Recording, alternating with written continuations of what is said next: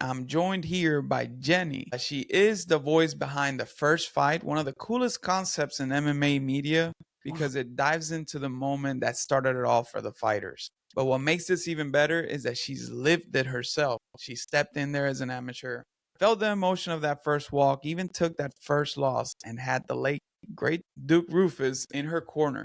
So this conversation is going to be special because we're not just talking fights, right, Jenny? Nope. We're talking what it feels like to be in them. Jenny, thank you so much for Thank joining me you. today. Thank you for How are you today? I am good. Ready to talk fighting. Perfect. Am too. I mean, hey, exciting card. UFC 327 gave us a bunch of moments, great moments, and we saw Costa coming back, and Wow. having a great moment. We did see Jiri Prochazka go crazy, and we're gonna talk a little bit about that, right? Because that's what I wanted your collaboration to be. I wanted you to come in and tell me, in your perspective, what was going through Jiri's mind, right? But before we get into UFC 327, I want to start with your first fight.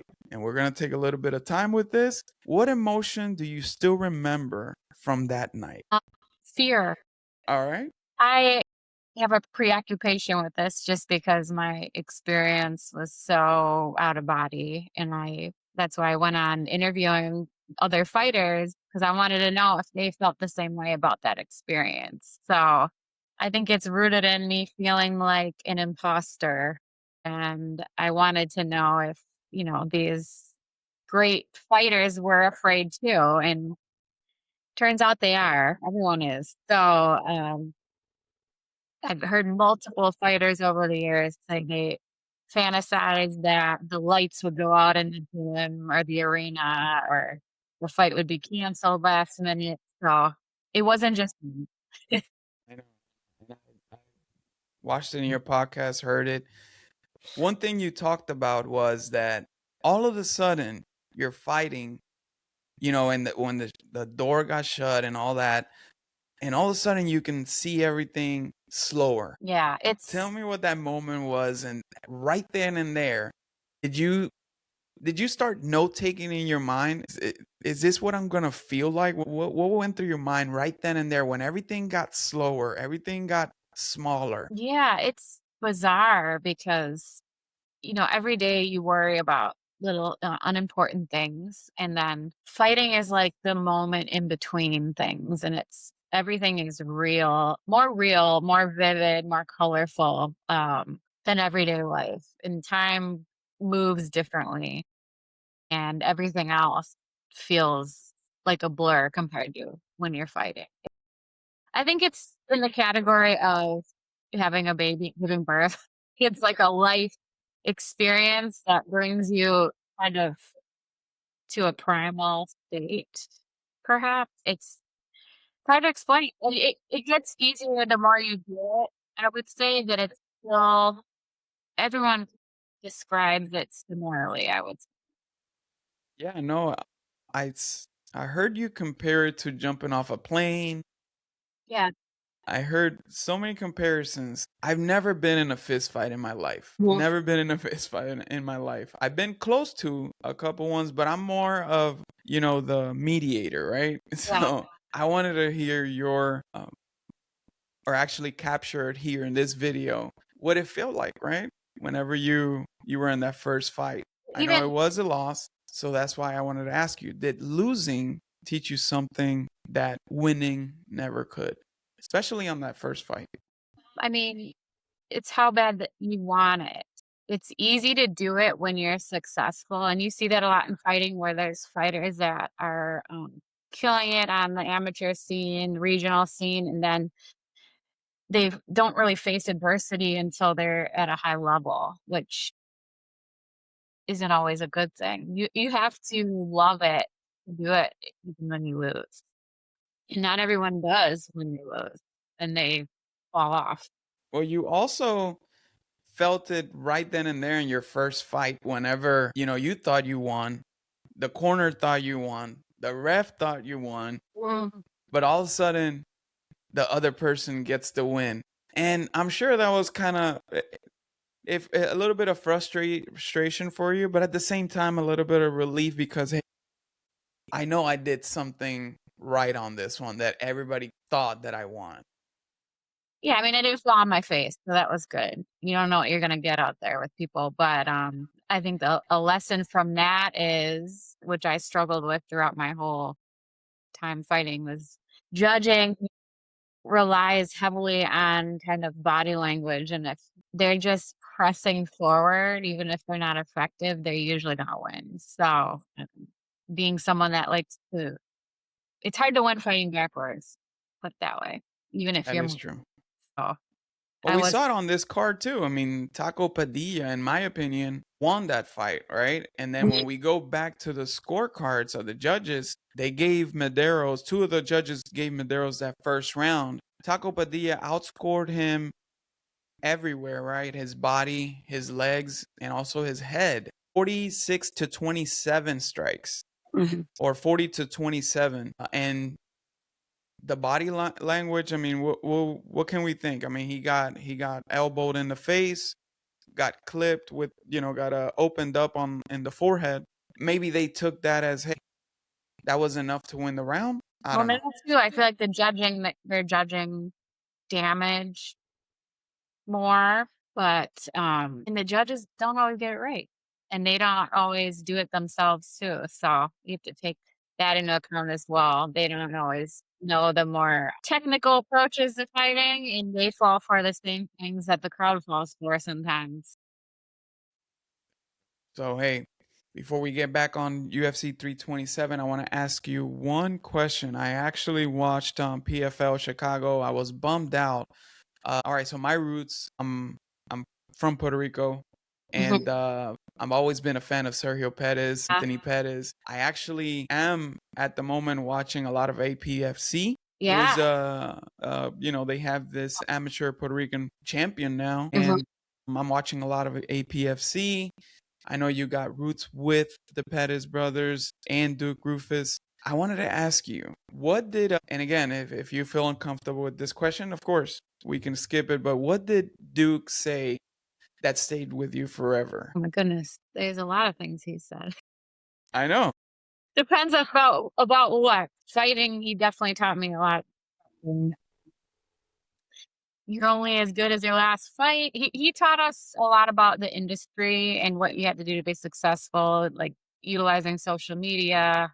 Being entertaining was a big thing. Obviously, you can tell with fighters like Sergio and Anthony, they kind of embody that entertainment wow factor. And Duke kind of was one of the first kickboxing fighters, coaches that crossed over to MMA. And he really had a good grasp on the industry from I mean, I was there probably 12 years ago, so even then, he had a good grasp on the industry and taught all the fighters how to find success and the ins and outs of the UFC and really what you have to do. Like, he had a very high bar set as far as the training, being on time, being early, the correct equipment, and just the realities of the business. Like, if you're boring, he was very anti wrestling.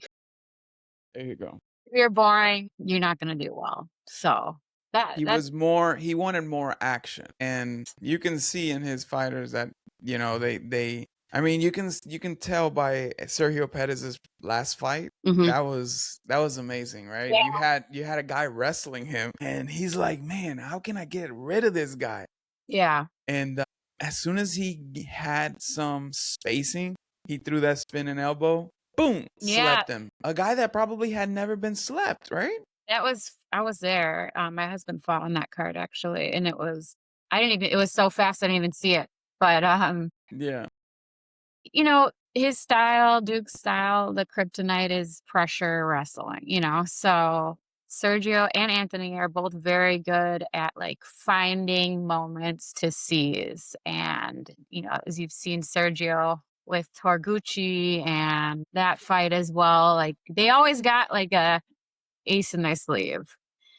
they You can do. stop him, then, like, in the fight, this weekend, he was stopped, but there's always that chance the whole time you're watching, you're hoping he can pull off another one of those moments, but I he's know, had and I more than I most was people ever get, so his last fight. and I have never seen the other guy, Mitch McKee. I never seen him Me neither. ever up until that moment, and I was just like you. I was waiting for that moment. I'm like, Sergio, come on, you Yeah. gotta get up, and you can hear his corner telling him, bro, there's 1 minute left.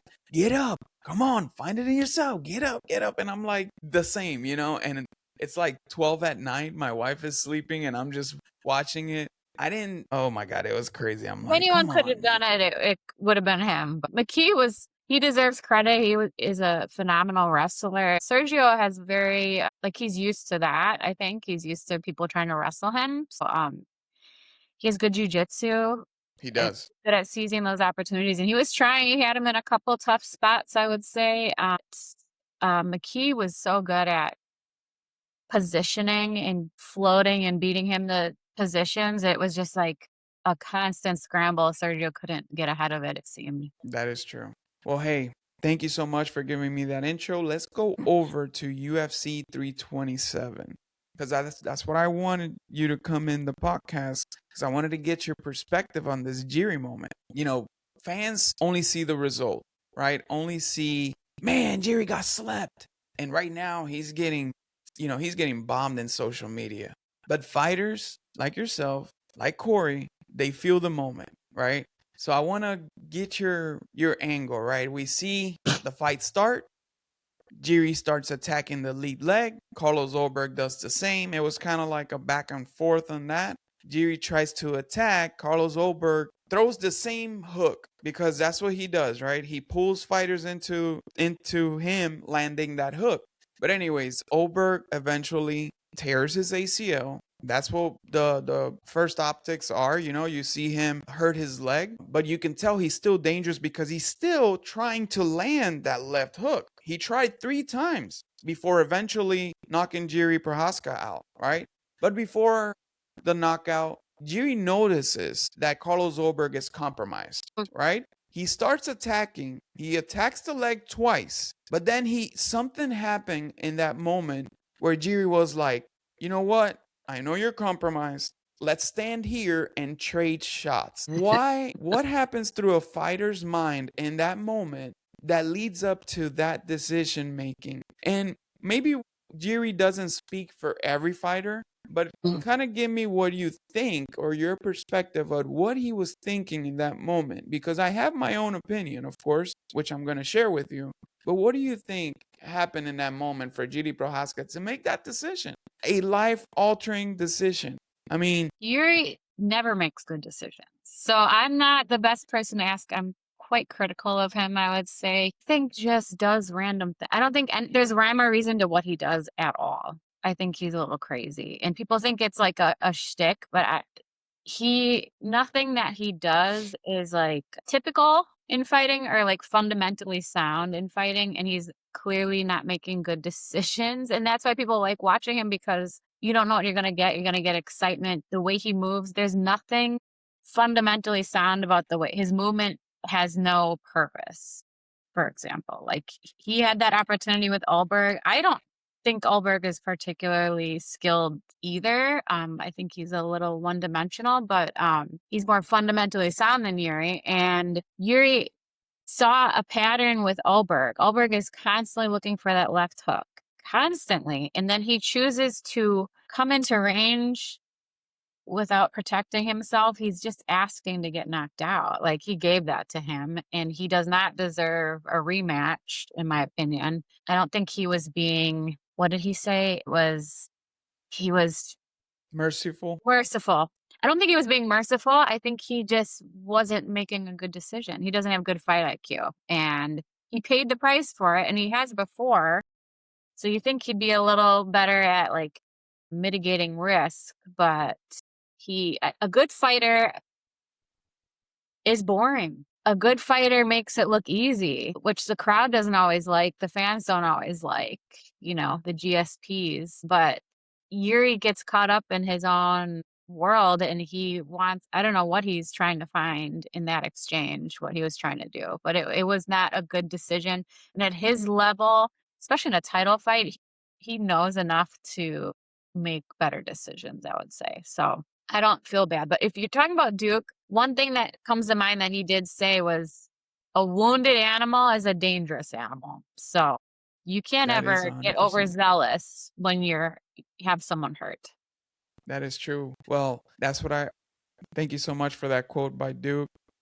So, do fighters sometimes, subconsciously, like, do they want a real match instead of having a compromised opponent in front of them?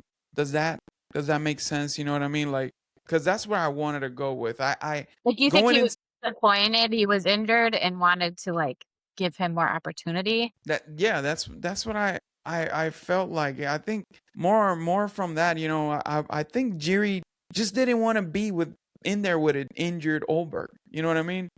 Because you can tell, yeah, his IQ is not there, right? He threw jabs, get into range when you had a guy that's hurt.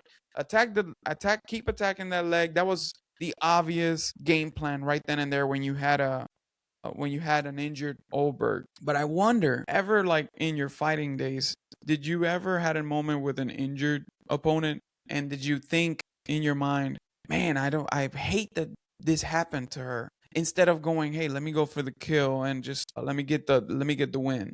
Does it No. I have not been never, in right? that, situation, but I think my husband and I were talking, like, different fighters' approach. It's funny how you can all be at the same level and approach fighting completely different. You know who comes to mind is John Jones. John Jones would go hone in on that because I think he's a sociopath.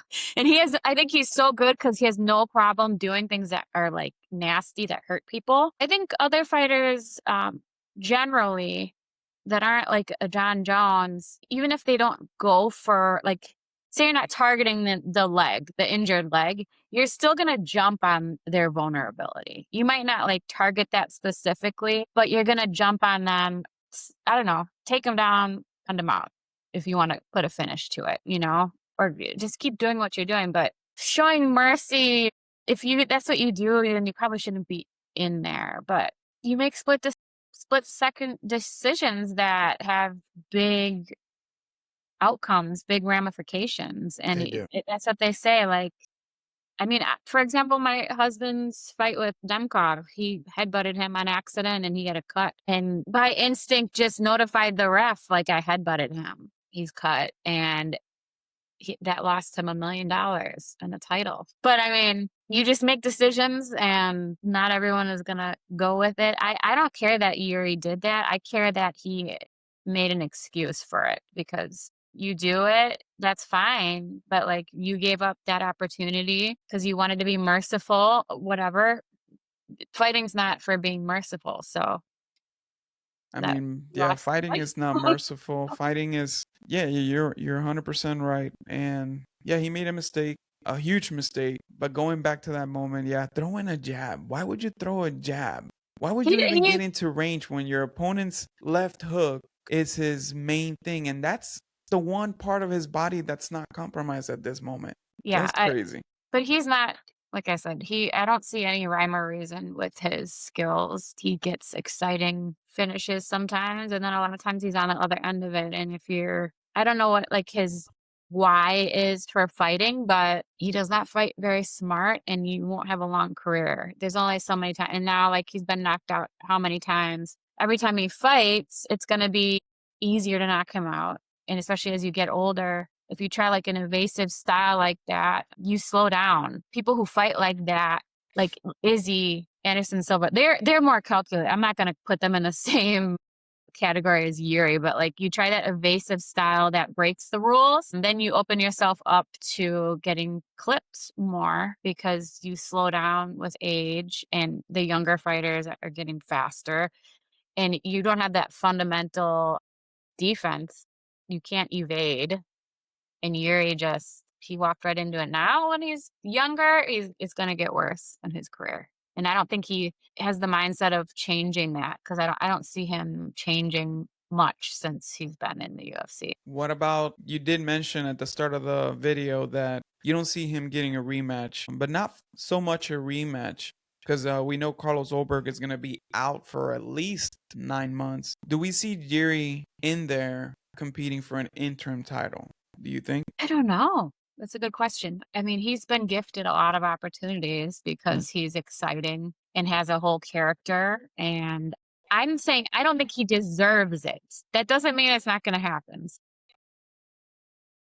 I A don't lot of think he deserves a rematch. no, I don't think he deserves a rematch. Again, just like I don't think Ankalaev would deserve a rematch against Pereira. But yeah, you're right. We don't know if he's gonna get another opportunity. Maybe it is, but who knows what happens in the next 9 months, and it could who happen. knows if we even get an interim belt, because you see, we're in the era where fighters or champions are fighting probably once a year. Yeah.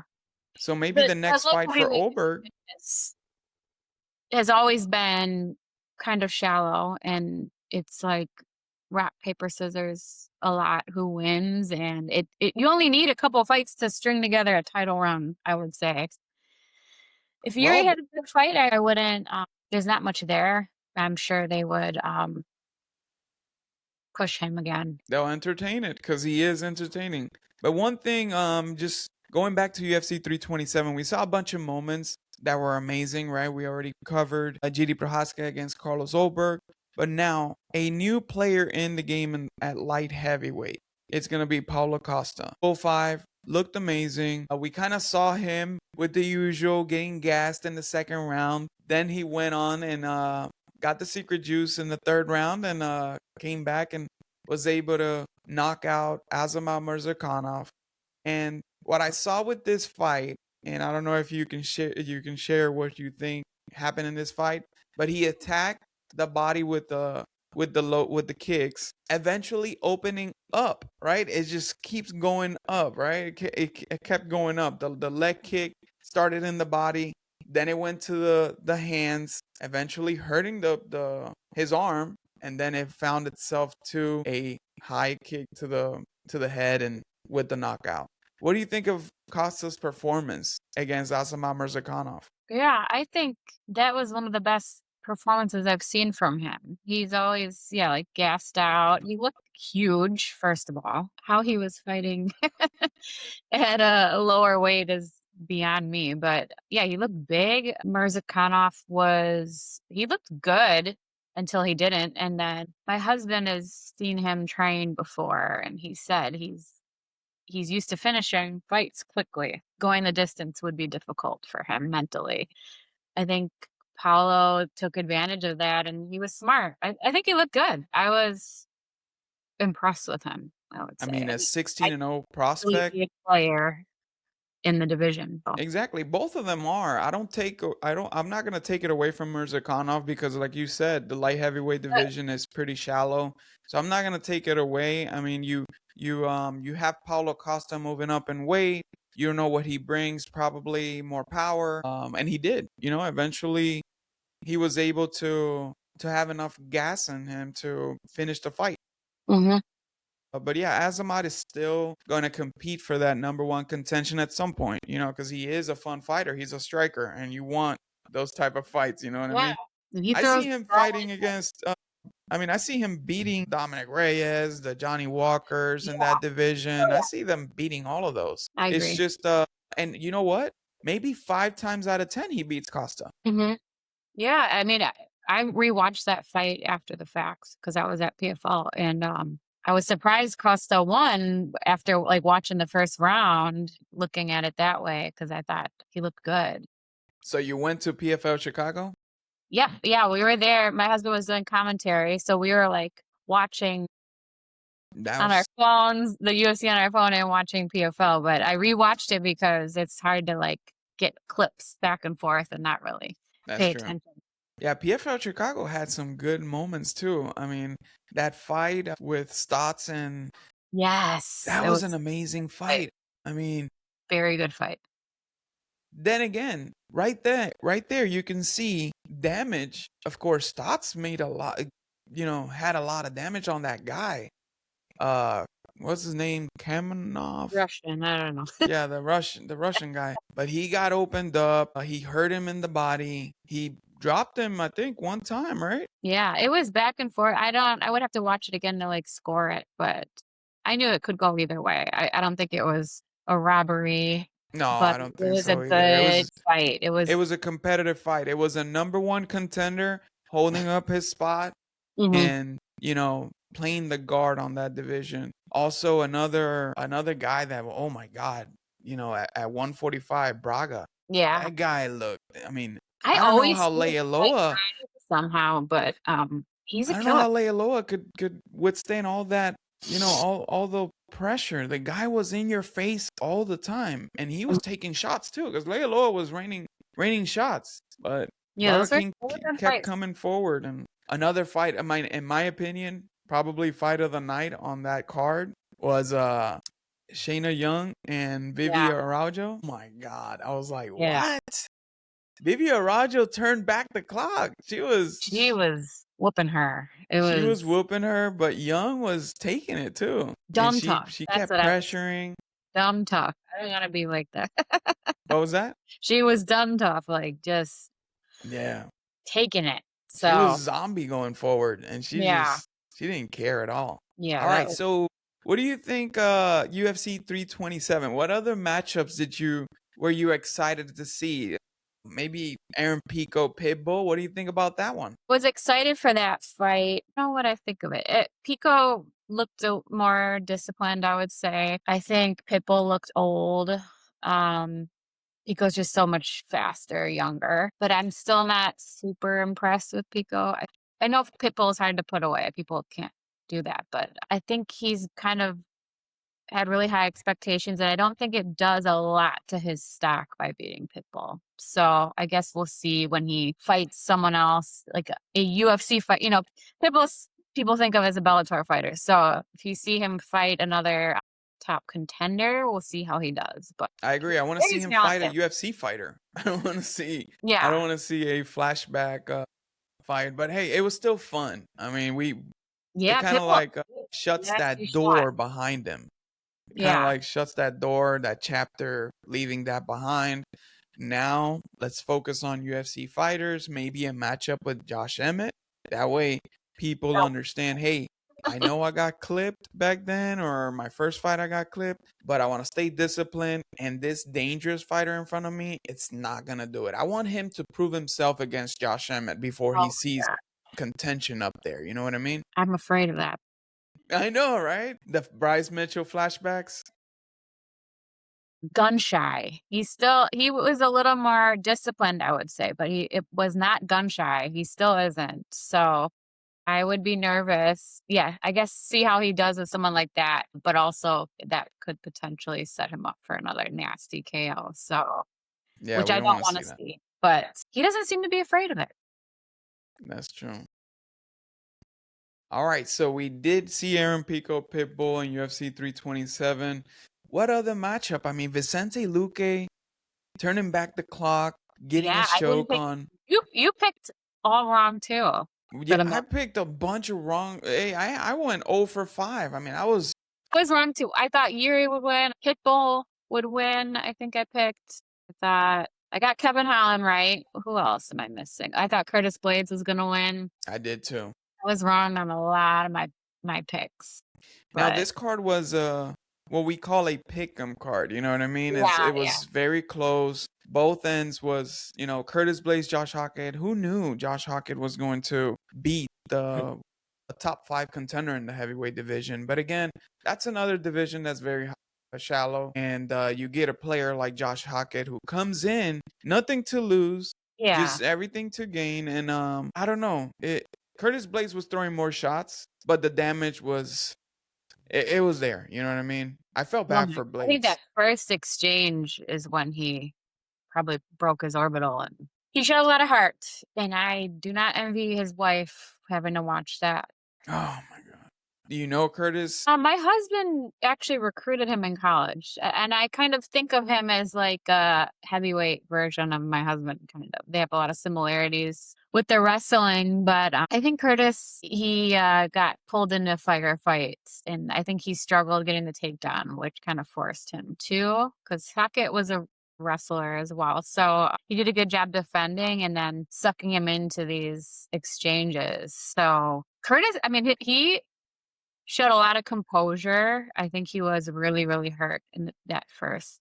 exchange. And I mean, it was a phenomenal fight, not a fight that I would want to be a part of, but I don't think Curtis's stock goes down necessarily. I think it's No. more Josh's stock goes up. So a Yeah, Josh lot of is people think Curtis is exciting. So that's good, I guess.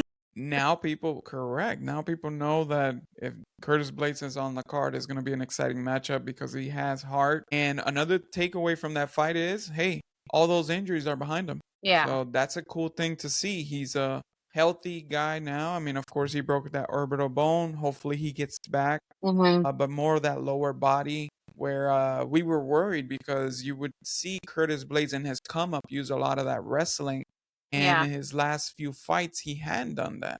Yeah. So I was generally worried, how is Curtis Blaydes gonna come up? But he did try to take him down. He took him down twice. Awesome takedowns too. And you look good. They look pretty good. Another guy that looked pretty good on the card will be, and again, same position again, a top ranked fighter going against a prospect, Mateos Gamrot. Oh my So what do you gosh. think about that one? I mean, did you have that in your bingo card, Mateos Gamrot I didn't even getting a non-split? Yeah, he looked really good. I actually was telling Corey to watch his fight because I loved his grappling and control. He was like super dominant, just outclassed him with his grappling and very effective and efficient. He looked good. He looked amazing, yeah. And he does have a win over Arman Sarukian, which is pretty good these days, you know what I mean? Yeah. Because Yeah. he's always going to, if Arman gets the title, that gives him an ammunition to, hey, I want to Storyline. get back my win. Yeah. So I want to get back my loss. So that's pretty cool there. And yeah, Esteban Ribovics wasn't ranked, but he still gives us fun fights. So I'm excited for whatever his next matchup is. Maybe another ranked opponent, maybe a little lower Yeah. than what Gamrot was, because I think Gamrot is ranked number 8 in the lightweight division. So hopefully we see him soon. He didn't take much damage. He just got subbed pretty early in the second Yeah. round. Another matchup that was pretty cool against, we talked about, you said that you picked Holland to win. I did go with Randy Brown, but at the same day I switched up to Holland, and I actually had round 2 Holland sub, and when he had him on that dark choke, I Yeah. was like, go go go. All of a sudden Randy Brown escapes, which is crazy. That was a good escape right there. That was a very that was he was in deep. So Randy Brown technically looks better than Kevin Holland. Kevin Holland is very unorthodox and doesn't really follow the rules, but he's very, long and kind of it's hard to deal with people like him because they don't follow the rules. So He don't follow the rules, but he's also versatile too. He's yeah, also and he's dangerous, versatile. He can dangerous on the ground and dangerous on the ground, dangerous on top of you, dangerous on his back. So it was he's a fun fighter. One of my favorite fighters actually. So I don't know why I picked Randy Brown. I just thought that Trailblazer was gonna come in and not be himself, but he was there, except he gassed in the third, and they just gave us a hugging round, but that was all. Now, fighter that amazed me with her performance was Tatiana Suarez. She got yeah. a sub. I made a lot of money. Denny, I made a lot of money. I made over $300 with her sub because I took her for everything. And something told me, hey, she's gonna sub under 2. So I went with the sub. I also went with the takedowns, and she exactly had 3 takedowns. That's what I went for, or 4 takedowns. I think it was 4 takedowns. So I went with that. I went with a stop. I went with the sub. So I made a lot of money on that fight. So that was cool. And she amazed me because I was like, man, I'm gonna put this money on you, but I don't feel 100% confident. But she looked good, in her return. She looked pretty good. You think she gets a title fight next? I'm trying to think of who's ahead of her. I think she's number 1 right now. I don't know if they'll give it to her next because she just fought. I mean, she looked really good. She looked the way I expected her to look. I've always been big on Tatiana, and then her losing the title was kind of surprising to me. So this was a great performance. I don't know if they'll give it to her next. Maybe have her fight one more and then do it. But she looked really good, and she showed some resilience in adversity in this fight and pulled through and ended up getting a nice finish. So I think she's a beast. I've always thought she She was. is. Just couldn't ever stay healthy long enough to have a good run. So hopefully she stays healthy and can knock down a couple more fights. I know, I'm excited for her, and I think they'll give it to her now that Zhang Weili is not there. I heard that she's gonna be fighting in Macau, so that kind of gives you an idea that hey, if she's gonna be in China fighting, that means that Tatiana Suarez is ahead of her in the schedule because you know the champ is no longer Weili, right? So she's got a path for getting that opportunity against Mackenzie Dern. And I think she can get it. I mean, DC made a comment saying that possibly her moving up to 125. But at 125, you're gonna have to wait because Valentina. Actually, that fight, Valentina Suarez fight, that'll be a cool matchup too. I think all those would be good matchups, actually. I would like to see her and Mackenzie. That'd be good. That'd be good too. Grappling match. Well, hey, I appreciate you. Thank you so much for uh for this moment, really, because I think this is the start of something cool. I Yeah. appreciate you a lot. Anything that we left off right now that you think of? Oh, thank you for having me on. I appreciate it. I'd like to do more of this. I love talking about fighting no matter what. So my husband gets sick of me talking about it. He doesn't like talking about it as much as I do. That's Give me super an cool. outlet for my energy is good. You know what? I gotta tell you, the first fight that I watched from PFL was actually Corey's when he won the title. That was the Oh, first ever really? PFL fight that I watched. The PFL card. That was the first time that I watched PFL. Wasn't that the same card that Sergio Perez did the spin and elbow? Yeah, that's when he won the title.